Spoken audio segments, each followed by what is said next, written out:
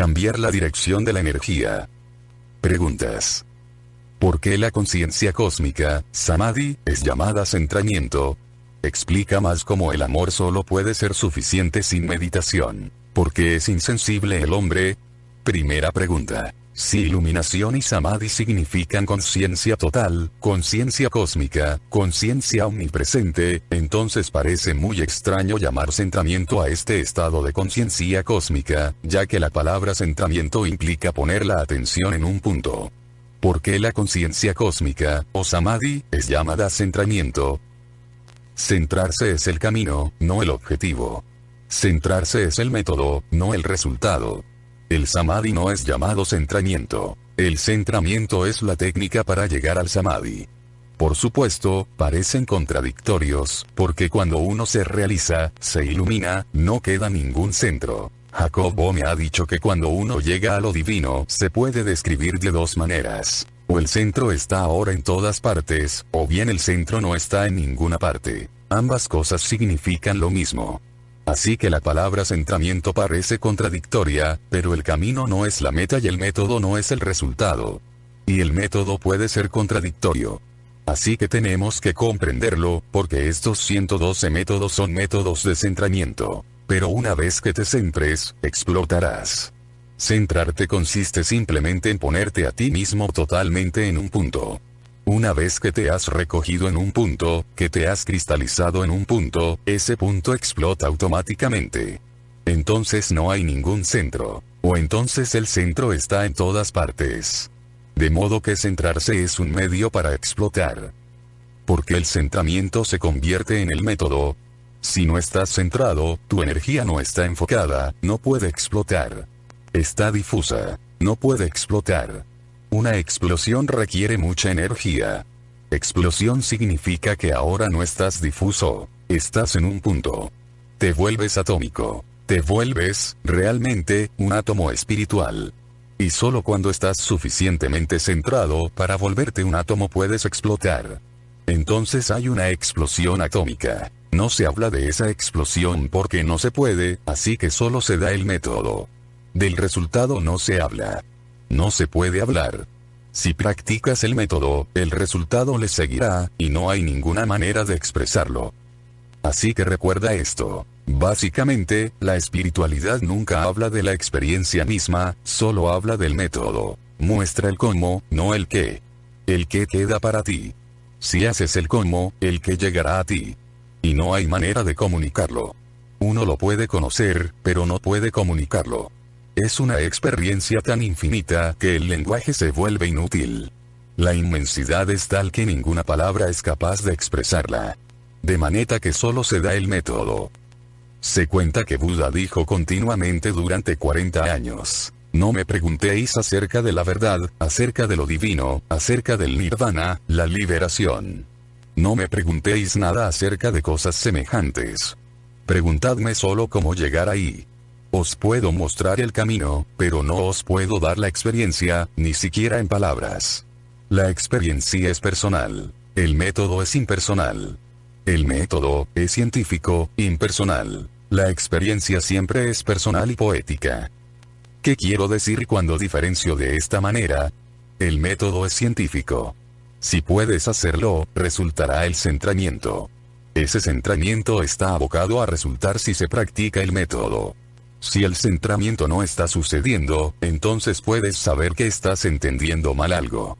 En algún punto te has equivocado con el método, no lo has seguido. El método es científico, el centramiento es científico, pero cuando te llega la explosión, es poética. Con poética quiero decir que cada uno de vosotros la experimentará de una manera diferente. Entonces no hay terreno común. Y todo el mundo lo expresará de una manera diferente. Buda dice algo, Mahavira dice algo, Krishna dice otra cosa, y Jesús, Mahoma, Moisés y Lao Tse, todos difieren. No en los métodos, sino en la manera de expresar su experiencia. Solo en una cosa están todos de acuerdo, en que todo lo que dicen no está expresando lo que han sentido. Solo en ese punto están de acuerdo. No obstante, lo intentan. No obstante, tratan de comunicar de alguna forma, de sugerir. Parece imposible. Pero si tienes un corazón compasivo puede que algo sea comunicado. Pero eso requiere una profunda compasión y amor y reverencia. Así que, en realidad, siempre que algo es comunicado no depende del que comunica, depende de ti. Si puedes recibirlo con profundo amor y reverencia, entonces algo te llega. Pero si te muestras crítico hacia ello, entonces no llega nada. En primer lugar, es difícil expresar. E incluso si es expresado, tú te muestras crítico. Entonces el mensaje se vuelve imposible. No hay comunicación. La comunicación es muy delicada. Es por eso que en todos estos 112 métodos ha sido dejada completamente al margen. Solo se sugiere. Shiva dice muchísimas veces, haz esto, y entonces llega la experiencia, y luego se queda callado. Haz esto, y entonces llega la bendición, y luego se queda callado. La bendición, la experiencia, la explosión. Más allá de ellas hay experiencia personal. Con lo que no se puede expresar, es mejor no intentar expresarlo. Porque si se intenta la expresión con lo que no puede ser expresado, será mal interpretada. De modo que Shiva guarda silencio. Está hablando simplemente de métodos, técnicas, de cómo hacerlo. Pero el centramiento no es el fin, sino solo el camino. ¿Y por qué sucede el centramiento? Se desarrolla, se convierte en una explosión. Porque si se centra mucha energía en un punto, el punto explotará. El punto es tan pequeño y la energía es tan grande que el punto no puede contenerla. Por eso, la explosión. Esta bombilla puede contener una cantidad concreta de electricidad. Si hay más electricidad, la bombilla explotará. Esa es la razón para centrarse. Cuanto más centrado estás, más energía hay en tu centro. En el momento en que haya mucha energía, el centro no podrá contenerla. Explotará. De manera que es científico. Es una ley científica. Y si el centro no está explotando, eso significa que aún no estás centrado. Una vez que estás centrado, la explosión llega inmediatamente. No hay intervalo. Así que si notas que no llega la explosión, eso significa que aún no estás centrado. Aún no tienes un centro, todavía tienes muchos centros, todavía estás dividido, tu energía todavía está disipada, tu energía todavía está yendo hacia afuera. Cuando la energía va hacia afuera, te estás vaciando de energía, te estás disipando. Al final te quedarás sin fuerzas. En realidad, cuando llega la muerte tú ya has muerto. Eres una célula muerta. Has estado tirando la energía hacia afuera constantemente. Así, independientemente de cuál sea la cantidad de energía, en un cierto plazo te quedarás vacío. Energía que sale significa muerte. Te estás muriendo a cada momento. Tu energía está siendo vertida. Estás tirando tu energía, disipándola. Dicen que incluso el Sol, que ha estado ahí durante millones y millones de años, una reserva tal de energía, está descargándose constantemente. Y en un plazo de 4 billones de años morirá. El Sol morirá simplemente porque no habrá energía que radiar. Está muriendo cada día porque los rayos llevan su energía hacia los límites del universo, si es que hay algún límite. La energía está yendo hacia afuera. Solo el hombre es capaz de transformar y cambiar la dirección de la energía. De otro modo, la muerte es un fenómeno natural. Todo muere. Solo el hombre es capaz de conocer lo inmortal, lo que no muere. De manera que puedes reducir todo esto a una ley. Si la energía está yendo hacia afuera, la muerte será el resultado y nunca sabrás qué significa la vida. Solo puedes conocer una muerte lenta. Nunca puedes sentir la intensidad de estar vivo. Si la energía está yendo hacia afuera, la muerte es el resultado automático. De cualquier cosa, de todo. Si puedes cambiar la dirección de la energía que no va hacia afuera, sino hacia adentro, entonces sucede una mutación, una transformación. Entonces esta energía que va hacia adentro se centra en un punto dentro de ti. Ese punto está cerca del ombligo. Porque, en realidad, has nacido como un ombligo. Estás conectado con tu madre en el ombligo. La energía vital de la madre está entrando a raudales en ti a través del ombligo. Y una vez que se ha cortado el cordón umbilical, estás separado de tu madre, te vuelves un individuo. Antes de eso no eres un individuo, tan solo parte de tu madre. De modo que el nacimiento auténtico tiene lugar cuando se corta el cordón umbilical. Entonces el niño toma su propia vida, se vuelve su propio centro. Ese centro está abocado a estar justo en el ombligo, porque a través del ombligo la energía llega al niño. Ese era el enlace. Y todavía, te des cuenta de ello no, tu ombligo sigue siendo el centro. Si la energía comienza a entrar a raudales, si puedes cambiar la dirección de la energía para que vaya hacia adentro, llegará al ombligo. Seguirá entrando y centrándose en el ombligo. Cuando sea tanta que el ombligo no pueda contenerla, que el centro ya no pueda contenerla, el centro explota. En esa explosión, de nuevo ya no eres un individuo. No eras un individuo cuando estabas conectado con tu madre. De nuevo, no serás un individuo. Ha tenido lugar un nuevo nacimiento. Te has hecho uno con el cosmos. Ahora no tienes un centro. No puedes decir yo. Ya no hay ego. Un Buda, un Krishna, sigue hablando y usando la palabra yo. Eso es simplemente formal. No tienen ego. No son. Buda se estaba muriendo. El día que iba a morirse, muchísima gente, discípulos, sannyasins, se reunieron, y estaban tristes. Estaban llorando y gimiendo. Así que Buda preguntó, ¿por qué estáis llorando? Alguien dijo, porque pronto ya no estarás. Buda se rió y dijo, pero no he estado por más de 40 años. Morí el día que me iluminé. No ha habido centro durante 40 años. Así que no lloréis, no estéis tristes. Nadie se está muriendo ahora. Yo ya no soy. Pero hay que usar la palabra yo incluso para indicar que ya no soy. La energía yendo hacia adentro es toda la espiritualidad, es lo que se quiere decir al hablar de búsqueda espiritual. Cómo mover la energía, cómo crear un giro, una media vuelta total. Estos métodos ayudan. Así que recuerda, el centramiento no es el samadhi, el centramiento no es la experiencia. El centramiento es la puerta a la experiencia, y cuando hay la experiencia no hay centramiento. De modo que el centramiento es solo un pasaje. Ahora no estás centrado. En realidad estás multicentrado. Por eso digo que ahora no estás centrado. Cuando te centras, solo hay un centro. Entonces la energía que ha estado yéndose a los multicentros ha vuelto. Es un regreso a casa. Entonces estás en tu centro. Entonces, la explosión. De nuevo ya no hay centro, pero entonces no estás multicentrado. Arjuna es como un iceberg y Krishna es como un océano. No hay diferencia en su naturaleza. Ambos son una misma y única cosa, pero Arjuna tiene una forma, un nombre, una individualidad, una existencia aislada. Él siente, yo soy. Mediante estos métodos de centramiento, la temperatura cambiará, el iceberg se derretirá, y entonces no habrá diferencia.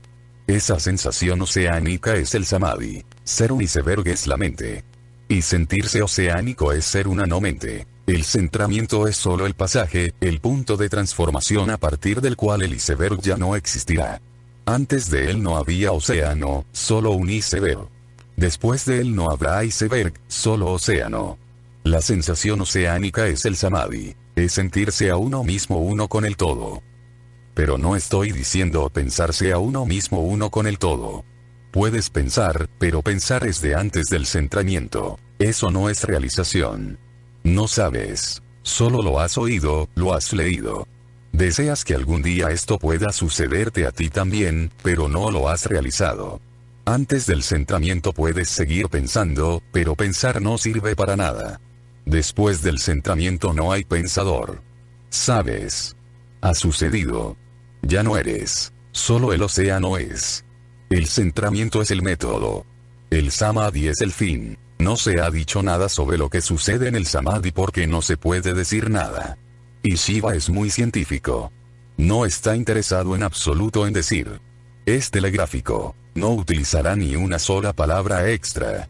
Así es que simplemente sugiere la experiencia, la bendición, el suceso. No solo eso, sino que a veces dirá simplemente, entonces. Dirá, estate centrado entre dos respiraciones y entonces. Y no dirá más. A veces dirá simplemente, estate en el medio, justo en el medio entre dos extremos, y eso. Estas son indicaciones. Eso, entonces, la experiencia, la bendición, el suceso, la explosión. Pero entonces ya no dice nada más. ¿Por qué? Nos gustaría que dijera algo más.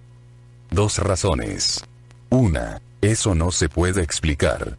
¿Por qué no se puede explicar? Hay pensadores, por ejemplo, los positivistas modernos, los analistas del lenguaje y otros en Europa, que dicen que lo que se puede experimentar se puede explicar. Y se muestran satisfechos. Dicen que si puedes experimentarlo, entonces ¿por qué no puedes decirlo?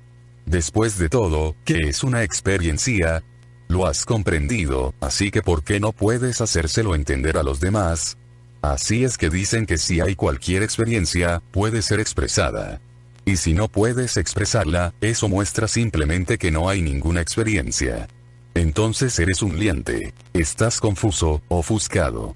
Y si no puedes expresarlo, entonces no hay ninguna posibilidad de que seas capaz de experimentarlo. Debido a este punto de vista, dicen que la espiritualidad no es más que una tontería sentimental. ¿Por qué no puedes expresarlo si puedes decir que lo has experimentado? Su idea resulta atractiva para muchos, pero su argumento no tiene fundamento. Deja de lado las experiencias espirituales. Las experiencias corrientes, experiencias muy simples, tampoco pueden ser explicadas y expresadas. Tengo dolor de cabeza, y si tú nunca has tenido dolor de cabeza, no te puedo explicar qué significa un dolor de cabeza. Eso no significa que yo esté ofuscado. Eso no significa que solo esté pensando y que no esté experimentando.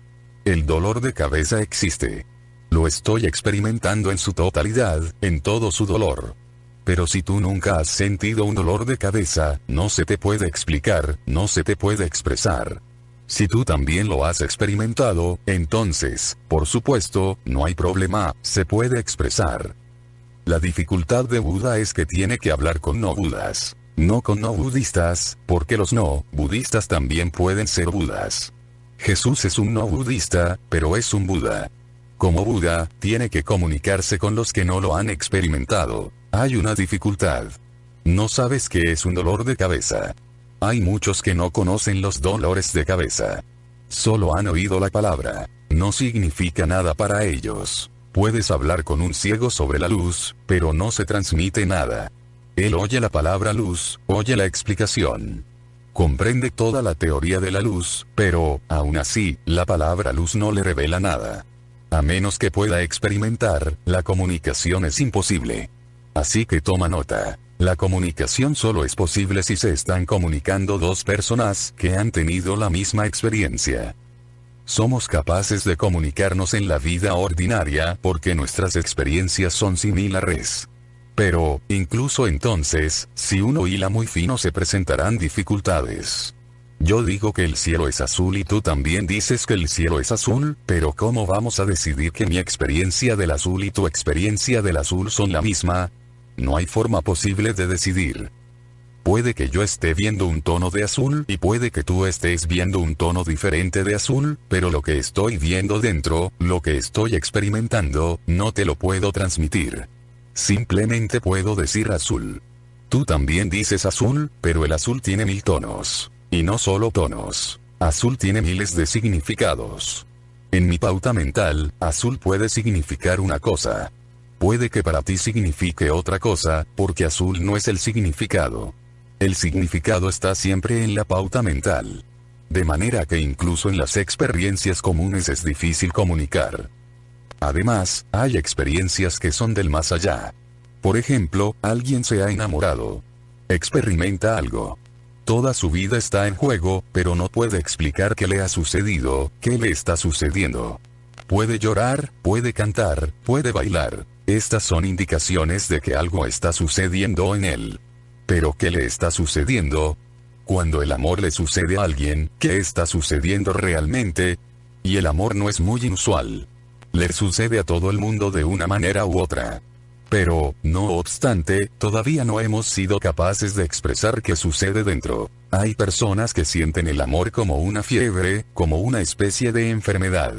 Rousseau dice que la juventud no es la cumbre de la vida humana, porque la juventud es propensa a la enfermedad llamada amor. A no ser que uno se haga tan viejo que el amor pierda todo significado, la mente permanece confusa y perpleja. De modo que la sabiduría solo es posible a una edad muy avanzada. El amor no te permitirá ser sabio, esa es su impresión. Puede que haya otros que tengan una impresión diferente. Los que son realmente sabios guardarán silencio en lo referente al amor.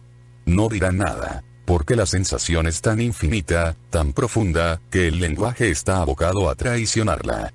Y si es expresada, entonces uno se siente culpable porque uno nunca puede hacer justicia a la sensación de lo infinito. De modo que uno permanece en silencio. Cuanto más profunda es la experiencia, menor es la posibilidad de expresión. Buda permaneció en silencio acerca de Dios, no porque no haya Dios. Y los que hablan mucho acerca de Dios muestran en realidad que no lo han experimentado. Buda permaneció en silencio.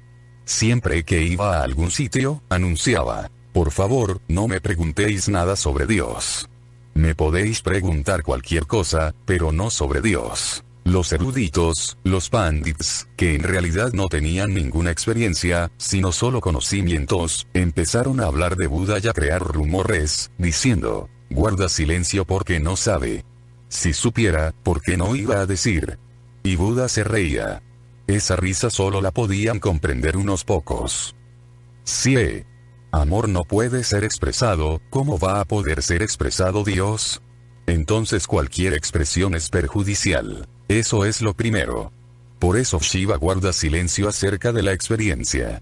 Va al punto en que se puede usar un dedo como indicación, entonces, eso, la experiencia, y luego se queda callado. La segunda razón es: incluso si se puede expresar de cierta manera, incluso si solo se puede expresar parcialmente, incluso si no se puede expresar realmente, también entonces se pueden crear algunos paralelos para ayudar. Pero Shiva tampoco los está usando, y hay una razón. Es porque nuestras mentes son tan avariciosas que siempre que se dice algo sobre la experiencia, la mente se aferra a ello. Y entonces la mente se olvida del método y solo recuerda la experiencia, porque el método requiere esfuerzo. Un esfuerzo prolongado que a veces es aburrido, a veces peligroso. Es necesario un esfuerzo prolongado y continuo. Así es que nos olvidamos del método.